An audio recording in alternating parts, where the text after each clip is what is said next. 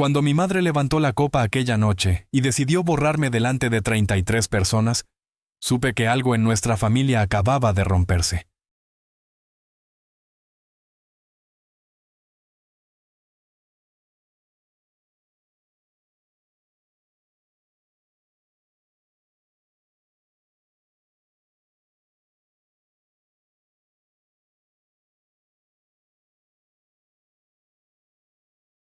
Ella aún sonreía, las velas seguían encendidas, pero yo ya estaba fuera, no físicamente. Eso ocurrió 2 minutos después. Me refiero a otra cosa, a una decisión que nadie en esa mesa vio venir. Eran las 18:47 del día de Navidad en casa de mi madre, en Pozuelo. La mesa de roble ocupaba todo el comedor, extendida hasta casi tocar la puerta del pasillo.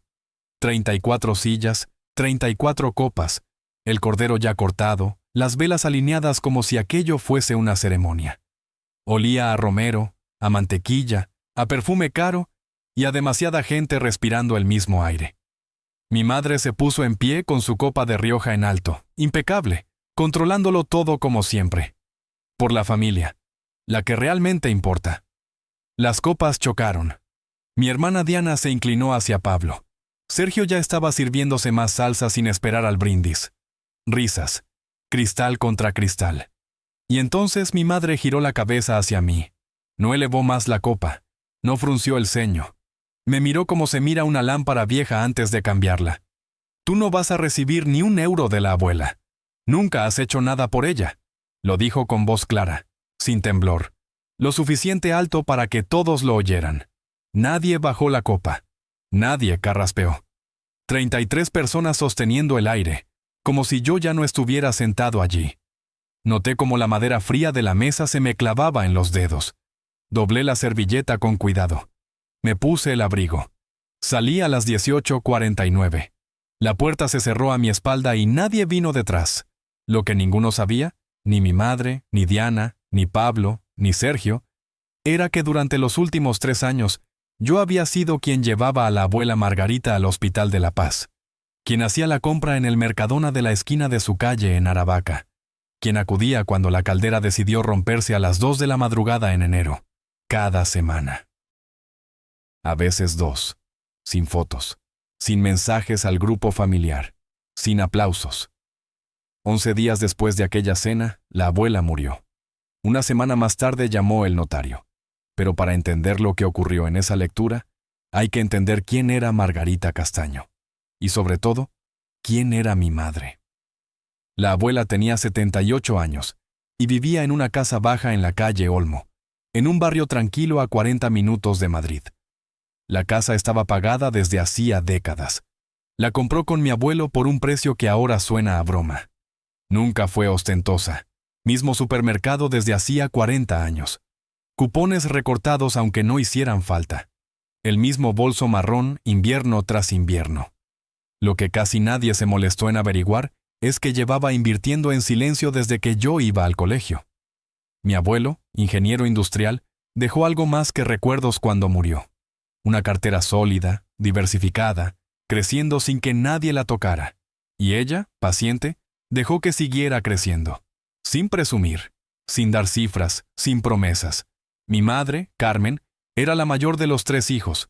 Organizaba las comidas, decidía quién se sentaba dónde, quién llevaba el postre y quién no aportaba. En algún punto, sin anunciarlo, decidió que yo era la prescindible, la que no sumaba, la que estaba de más.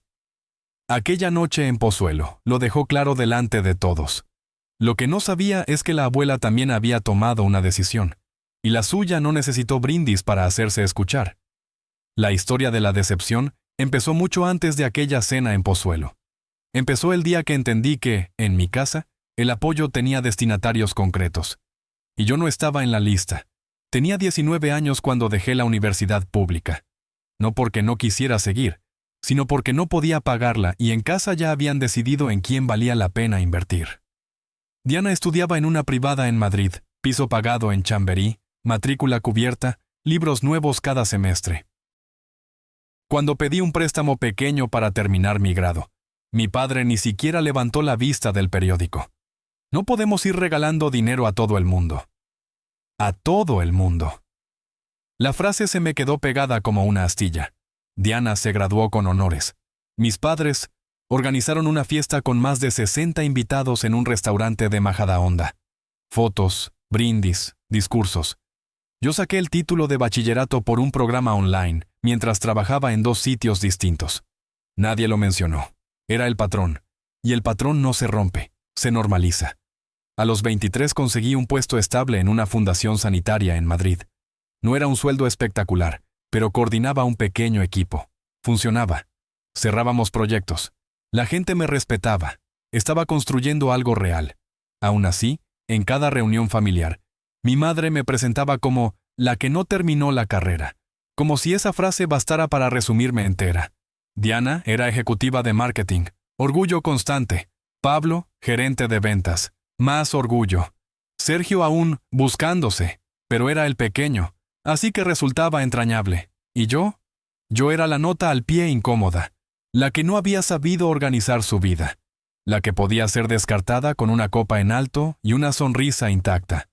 Lo que nadie entendía es que también era la única que llamaba al timbre de la abuela Margarita. Todo empezó un domingo, 3 años antes de aquella Navidad. Diana comentó en el grupo que la abuela se sentía sola. Dijo que estaba a tope. Pablo respondió con un «a ver si me paso». Nadie fue. Así que conduje hasta Aravaca y llamé a las 11 de la mañana. Me abrió en bata, el pelo sin peinar, los ojos sorprendidos. Me miró unos segundos largos. «Clara, pasa. Acabo de hacer café». Volví el domingo siguiente. Y el otro. En un mes ya era rutina. 40 minutos de ida, 40 de vuelta. Me sentaba en su cocina y hablábamos. A veces 1 hora, a veces 3. Me contaba cómo conoció al abuelo en un baile en 1968. Cómo crió a 3 hijos en una casa pequeña que, según ella, se sentía enorme. Yo escuchaba, de verdad, sin mirar el móvil, sin esperar mi turno. Con el tiempo empecé a ver detalles que otros no veían. Una bombilla fundida semanas en el pasillo. Una gotera bajo el fregadero dejando una mancha oscura. Facturas médicas acumuladas sin abrir sobre la encimera. Cambié la bombilla. Llamé a un fontanero y lo pagué. Me senté con ella a revisar cada factura, marcando lo que cubría el seguro y lo que no. Nunca me lo pidió. Yo tampoco lo anuncié. Cada vez que hacía algo así, me miraba en silencio, con una mezcla de alivio y desconcierto, como si aún le sorprendiera que alguien se hubiera quedado. «Eres la única que viene, ¿lo sabes?», me dijo un martes de marzo. No sonó a reproche, sonó a dato. No le conté que había llamado a mi madre 3 veces sugiriendo turnos para visitarla. No le repetí las respuestas. Está bien, es mayor, es lo que hay. Solo le apreté la mano. Me gusta venir. Y era verdad. Lo que aún no sabía es que ella también estaba tomando nota, sin decirlo, sin prometer nada, solo observando quién aparecía y quién no.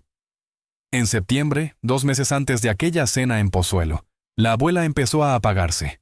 No fue un derrumbe, fue algo más inquietante, pequeñas grietas. Olvidaba dónde dejaba las llaves. Me preguntaba 2 veces si ya había comido. Un martes llegué a su casa y la encontré sentada en el salón, a oscuras, con la tele apagada. Miraba al frente como si estuviera esperando una señal que no llegaba. No supo decirme qué día era. A la mañana siguiente la llevé al centro de salud.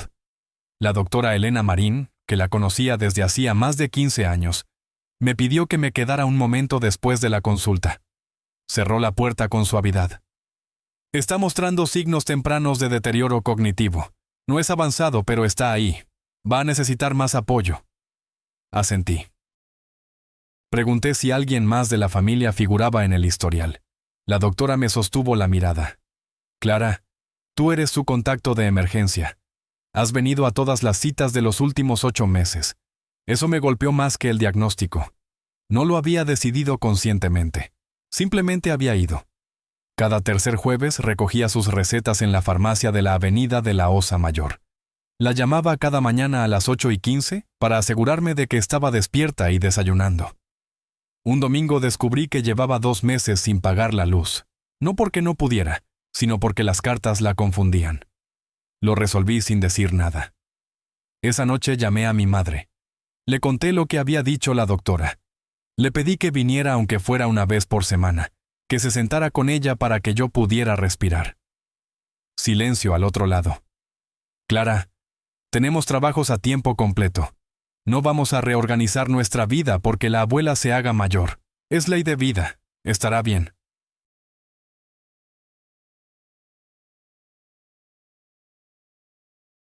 Volví a llamar 2 semanas después. La respuesta fue más corta.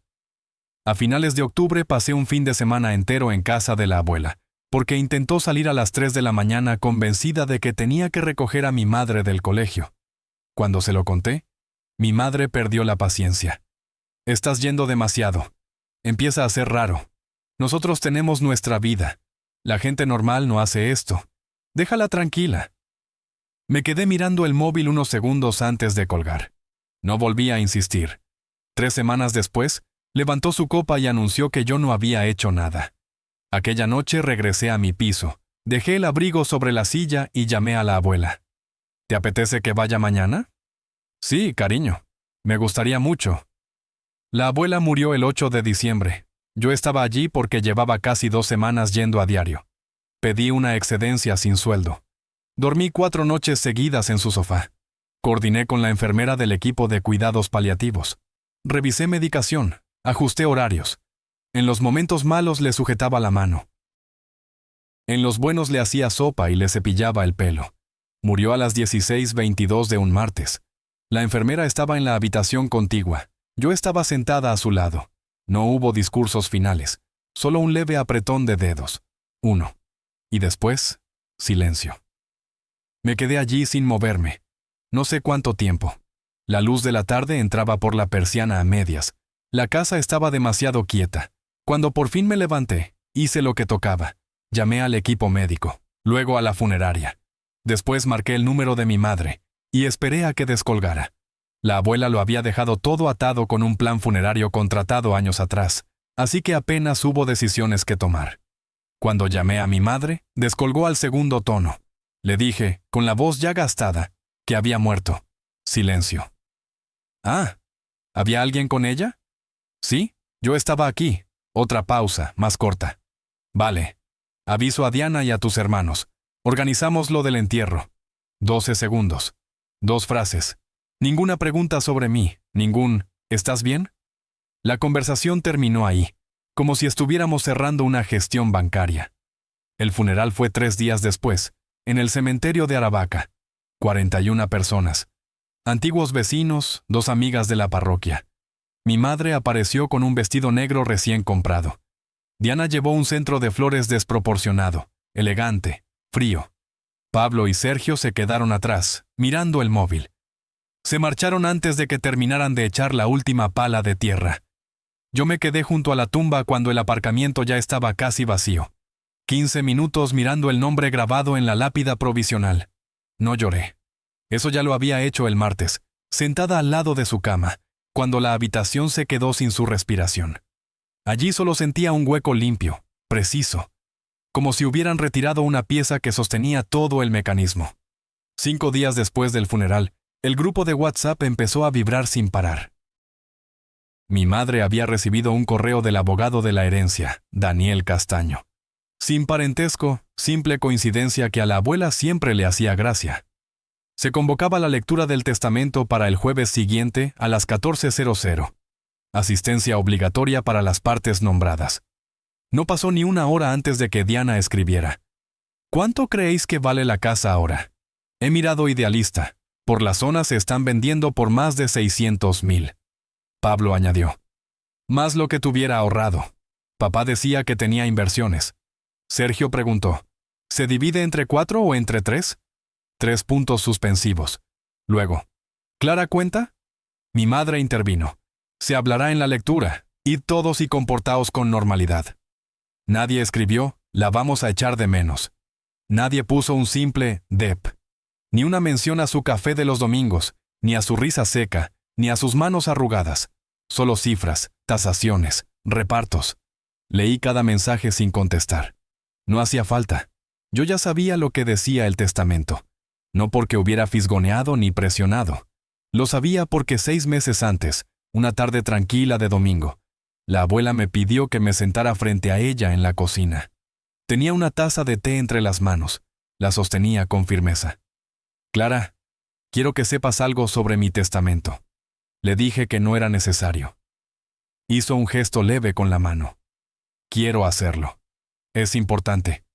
Me habló de la casa, de las inversiones que habían seguido creciendo en silencio, de una cuenta de ahorro que llevaba 15 años separada, intacta. Me dijo exactamente a quién iba destinado todo. Sé que es mucho, y sé que va a levantar polvo, añadió. Pero lo he pensado despacio. Sé lo que hago. La miré sin interrumpirla. Afuera empezaba a anochecer. Dentro, solo se oía el tic-tac del reloj de pared. Y en ese momento entendí que el verdadero terremoto no había empezado el día que murió. Había empezado mucho antes. Y estaba a punto de sentirse. «Abuela, ¿estás segura?», sonrió despacio. No era una sonrisa ligera. Era firme. Nunca he estado más segura de nada. Jueves, 14:00. Despacho Castaño y Asociados, planta 14, pleno centro de Madrid. Sala de juntas amplia, demasiado amplia para 5 personas. Mesa de caoba, sillas de cuero, ventanal con la ciudad extendida debajo y una caja de pañuelos en el centro, como una advertencia discreta. Llegué a las 13:45. La recepcionista me acompañó sin hacer preguntas. Me senté cerca del extremo de la mesa, entrelacé las manos y esperé. Respiración lenta. Mirada fija en la madera pulida. Mi madre entró a las 13:52 con Diana. Arregladas, impecables. No exactamente de luto, pero correctas. Diana olía a peluquería reciente. Mi madre llevaba una chaqueta nueva. Se sentaron frente a mí sin saludar. Me dedicó una mirada rápida, incómoda, como quien comprueba una mancha en la pared. Pablo llegó a las 13:57. Sergio apareció justo antes de las 14:00, aún con el móvil en la mano. A las 14:00 exactas entró Daniel Castaño. Traje oscuro, pelo gris perfectamente peinado, gafas colgadas de una cadena fina. Colocó una carpeta y su portafolio sobre la mesa con precisión quirúrgica. «Buenas tardes. Lamento su pérdida». Mi madre asintió apenas. Diana se removió. Pablo miró el reloj. Procedo a leer el testamento. Fue otorgado el 14 de junio de este año, ante testigos y debidamente notariado. Abrió la carpeta. El patrimonio incluye la vivienda en la calle Olmo, tasada en 620.000 euros, una cuenta de ahorro con 48.000, una cartera de inversión valorada en 1.214.000 y una cuenta secundaria con 41.000. La cifra flotó en el aire. 2.323.000 euros. Vi a mi madre hacer cálculos mentales. Vi cómo los ojos de Diana se abrían apenas. Pablo se incorporó. Sergio dejó el móvil boca abajo. Legados individuales. Continuó el abogado. Pasó página. A Carmen Navarro, 5.000 euros.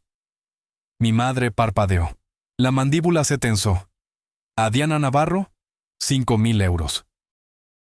Un leve movimiento en los labios de mi hermana.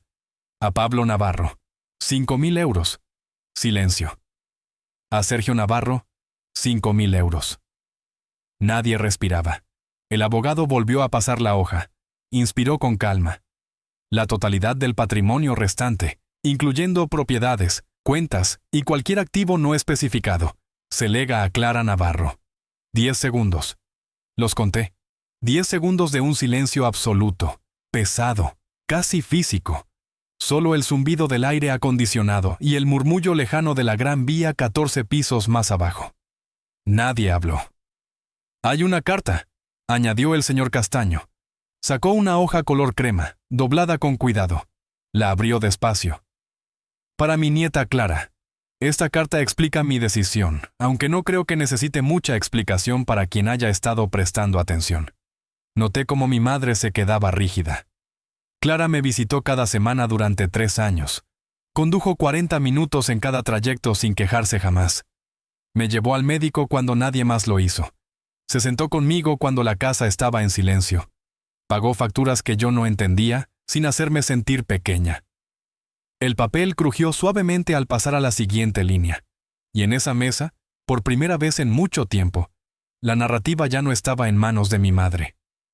Se sentó conmigo en los días difíciles y me preparó en los buenos.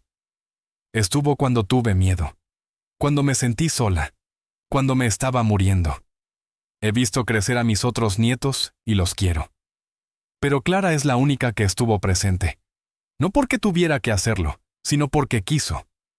He tomado esta decisión con la mente clara y el corazón lleno. Usa esto para construir la vida que mereces. Te lo has ganado. Con todo mi amor.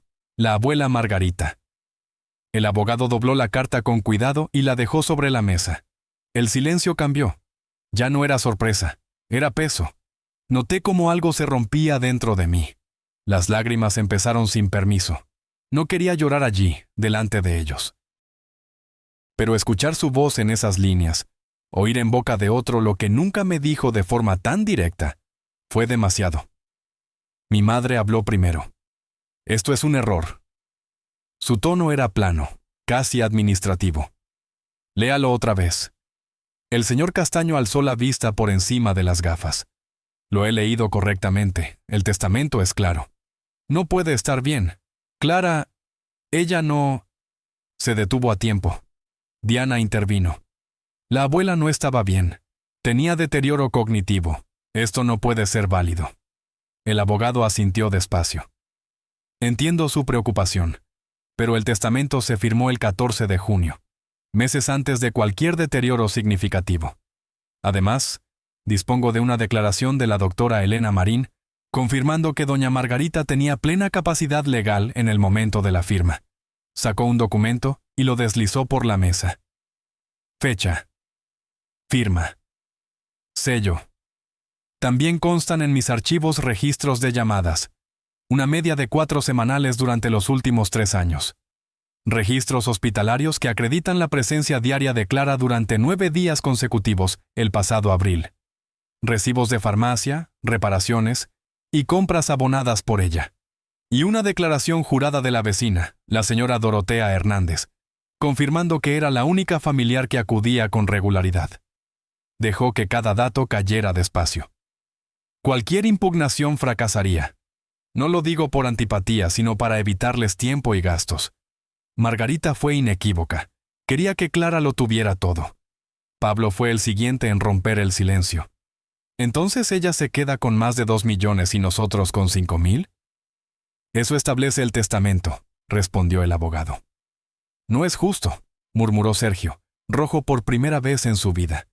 También somos sus nietos. El señor Castaño lo miró sin dureza. La justicia es una cuestión de perspectiva. Margarita decidió en función de lo que vivió. Y lo que vivió fue que una sola persona estuvo a su lado. La frase quedó suspendida. Mi madre estaba pálida. Miraba sus manos apoyadas en la mesa, inmóviles. Por primera vez no dirigía nada. No organizaba asientos. No marcaba el tono. No controlaba la historia. Yo seguía llorando en silencio, pero ya no por el dinero, sino porque al final, alguien había dicho en voz alta la verdad. Diana me miró por primera vez en toda la tarde. Había rabia, sí, pero debajo asomaba algo más, algo incómodo, casi vergüenza. No dije nada, las lágrimas aún húmedas en la piel. Miré al señor Castaño. Gracias por leerla. Asintió con profesionalidad. La reunión ha concluido. Clara, me pondré en contacto contigo para iniciar la ejecución. El resto puede quedarse si lo desea. Recogió sus papeles y salió. Mi madre se levantó de golpe. Clara. Su voz era tensa, afilada. Tenemos que hablar de esto. Me puse el abrigo con calma. La miré. De verdad. Sin bajar la vista.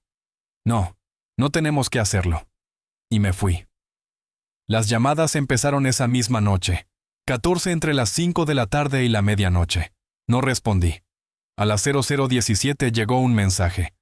Tenemos que discutir esto como adultos. Llámame mañana. No llamé.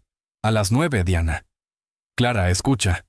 Nadie dice que no te merezcas algo, pero 5,000 euros es ridículo. La abuela querría que lo arreglásemos como familia. La dejé hablar 30 segundos. El testamento dice lo que dice. Tengo que irme. ¿Colgué? El jueves siguiente había contado 47 llamadas de mi madre. 47. 11 mensajes de Pablo, 3 audios de Sergio, cada vez más alterado, un correo largo de Diana que leí una sola vez. Los mensajes siguieron un orden casi académico. Primero, negación. Esto no puede ser válido. Luego, acusación. La manipulaste. Después, negociación. Quédate el dinero, danos la casa, somos familia. Y finalmente, súplica. Por favor, coge el teléfono. No lo cogí. El lunes siguiente mi madre contrató a un abogado especializado en herencias y presentó una impugnación formal por influencia indebida y falta de capacidad. Me enteré por el señor Castaño. Es habitual, me dijo con su calma habitual. Y fracasará. Repasó las pruebas otra vez. Llamadas registradas, visitas médicas, recibos, declaración de la doctora Marín, testimonio de la vecina. El testamento firmado meses antes de cualquier deterioro. 2 testigos independientes, 3 versiones en 2 años, todas idénticas. Le costará dinero, añadió, entre 15 y 40.000 euros. Y si pierde, también asumirá tus costas. Le pregunté si debía hacer algo. Nada. Deja que el proceso siga su curso. 6 semanas después, en el juzgado de primera instancia, escuché cómo el abogado de mi madre intentaba pintar una historia distinta. Habló de aislamiento, de manipulación, de una anciana vulnerable apartada de sus hijos. El señor Castaño respondió documento a documento, sin dramatismo, sin elevar la voz. Cuando terminó, la versión de mi madre ya no parecía una verdad alternativa. Parecía lo que era, una reacción tardía. La resolución llegó 15 días después. La impugnación quedaba desestimada en su totalidad. Mi madre debía asumir sus gastos y los míos. Esa fue la última vez que me llamó. La jueza dictó sentencia sin titubear. Revisó documentos, escuchó argumentos y tras un silencio medido, habló con una claridad que no dejaba grietas. La prueba respalda de forma abrumadora la voluntad de la difunta. Este tribunal no aprecia indicio alguno de influencia indebida ni de falta de capacidad. El testamento es válido y se mantiene en todos sus términos. Se desestima la impugnación. Pausa. Las costas correrán a cargo de la parte demandante. Desaconsejo cualquier nuevo litigio frívolo. El abogado de mi madre evitó mi mirada. Ella, 3 filas detrás, permaneció inmóvil, los labios comprimidos. La impugnación le costó 34.200 euros. Sumados a los 5.000 que había recibido, había gastado casi 7 veces más intentando arrebatar lo que nunca fue suyo. Después, llegó el silencio. No el incómodo, uno definitivo. Mi madre dejó de llamar. Diana envió un último mensaje. Lo siento mucho. Nada más. Pablo y Sergio desaparecieron. El grupo familiar murió sin despedida. Yo tampoco escribí. Cuando el patrimonio se liquidó, volví a la casa de la calle Olmo. Abrí cada ventana, recorrí cada habitación despacio. Toqué el lomo gastado de los libros, las fotografías sobre la repisa, la taza donde siempre tomaba su té. Me senté en su silla de la cocina y lloré. No por la cifra, por el hueco. Conservé la casa, no la vendí, no la alquilé, la arreglé. Pinté la habitación que ella quería cambiar desde hacía años. Reparé puertas, barnicé la mesa, dejé que entrara luz donde antes había sombras. Doné una parte del dinero al equipo de cuidados paliativos que la acompañó en sus últimos días. Otra parte la destiné a una beca en la universidad pública para estudiantes que, como yo, trabajan mientras intentan terminar sus estudios. El resto lo invertí con la misma paciencia con la que ella lo hizo. Sin ruido. Los martes voy al cementerio. Llevo té Earl Grey en un termo pequeño. Me siento en el banco frente a su lápida y le cuento mi semana. Hablo de la casa, de las plantas nuevas del jardín, de nada en especial. A veces recuerdo aquella cena en Pozuelo, la copa alzada. Por la familia, la que realmente importa. Las 33 copas suspendidas en el aire.